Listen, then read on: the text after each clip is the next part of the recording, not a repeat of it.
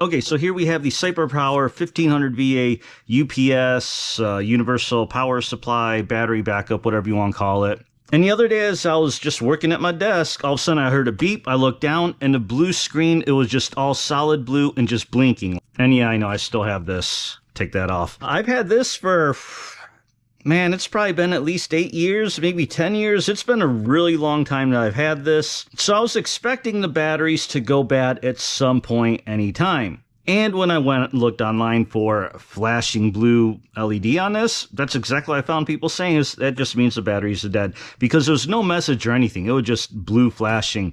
What was interesting is the battery side didn't work, but the surge side actually still worked. It still worked. Like I had other stuff plugged in, and anything plugged into this side was still getting powered. But anything plugged in through the battery with surge, that was not working at all. So I went online, found a couple batteries, because this thing has two of them. They are the ML8-12, and I will link to these down in the description down below. I just picked these up off of Amazon, and I'm just going to tell you this. I am not a professional. I just kind of do things as needed. Whenever something breaks, something happens, I'll just dive in, figure it out. Now, I have done a little bit of research on this to see what's involved, and it doesn't really look that much. So what you're getting here is a perspective from somebody probably like you that probably hasn't done this before, because I never have done this before. This will be my first time. But I will say I have had this unplugged now for several days. And that's the reason I don't want to show you the flashing blue light right now, is because I'd have to plug it back in and do that. And with a lot of electronic components, there are capacitors and other things in it, so they tend to hold electricity even after you unplug it. So it's always a good idea whenever you're working on anything electronic to unplug it for a while. There's also other ways you can like quickly make sure it discharges any power that it may have in it. But it's been several days now, so I think we should be good. So let's first take a look and see. I have not opened these batteries yet. A little piece of protective styrofoam, cardboard box, plastic bag. Register online. Yeah, I'm not too worried about that. Danger, poison, yes, of course. And then we have our two battery terminals, positive and negative, and little protectors there. So I'll just take those off right now. Let's open this other one.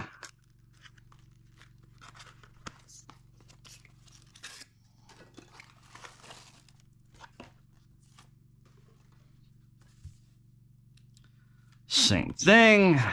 Okay, so looking around this thing, I found one screw here. That's probably for the front plate. I don't know if we have to take that off, but there's 1, 2, 3, 4, 5, 6 screws in the back. And I'm going to say that's the side we got to take off, so that's what we're going to take off.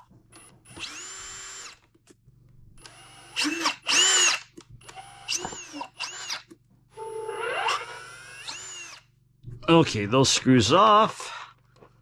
Looks like that just comes off. So you can see there's a lot of wires, a lot of stuff, so that looks pretty complicated. So I might have been wrong. Let's go ahead and pull this bottom screw, see what that is.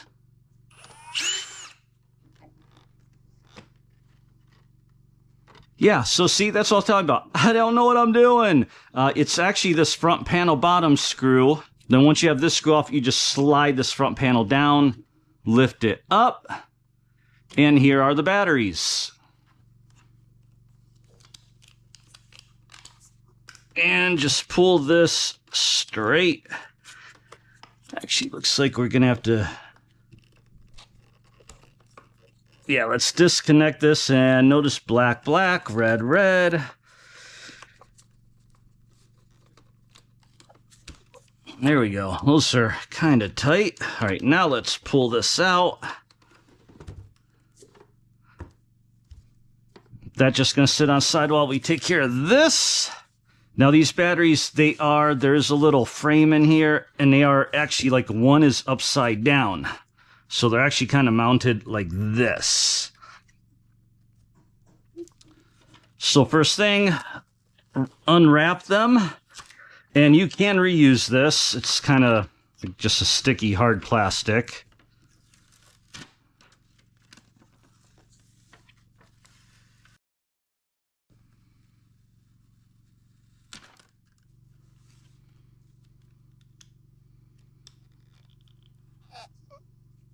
Okay, now what I'm going to do, just make sure I don't get confused, set these up in the same position. So this bottom one will be like this. In fact, I'll go ahead.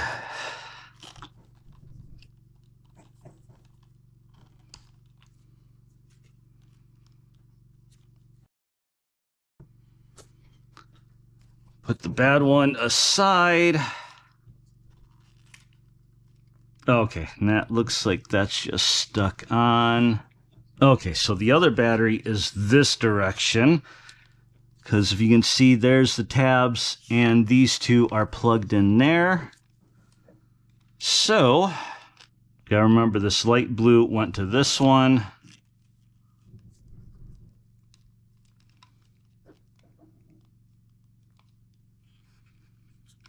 Oh, there we go.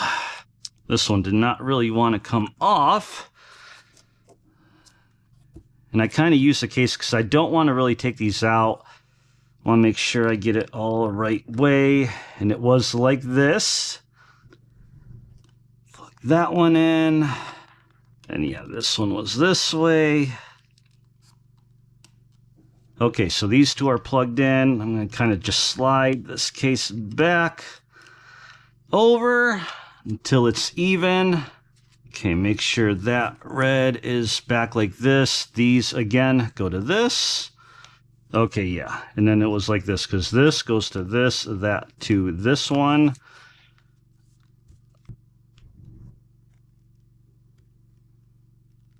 So yeah, first let me put that one on. Okay, batteries are wired together.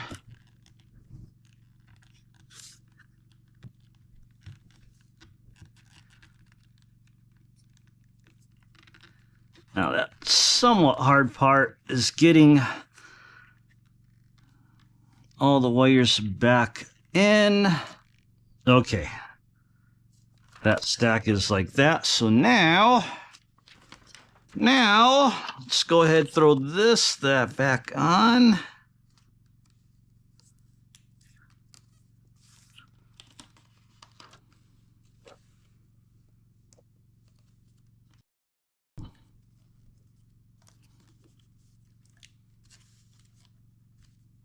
Actually, these don't stick. Those are just tabs. All right, there we go. Battery pack reassembled. Slide that back in, and that's in all the way. Then we go black to black. Red to red. Okay, those are plugged back in. I'm going to tilt this back up here so that we can get this cover on. Line it up. Again, you pushed it down, so start in the lower position. Squish those wires down.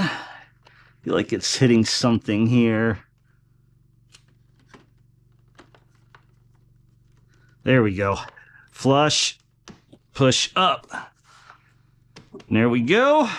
Put your screw back in.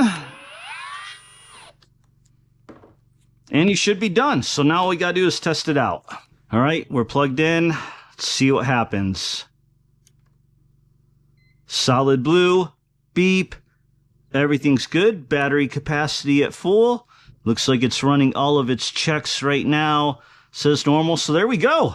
That is how you fix a CyberPower when you have this LED just flashing. Again, it wasn't even showing numbers, none of the display. It was literally just solid blue, just blinking on and off, on and off.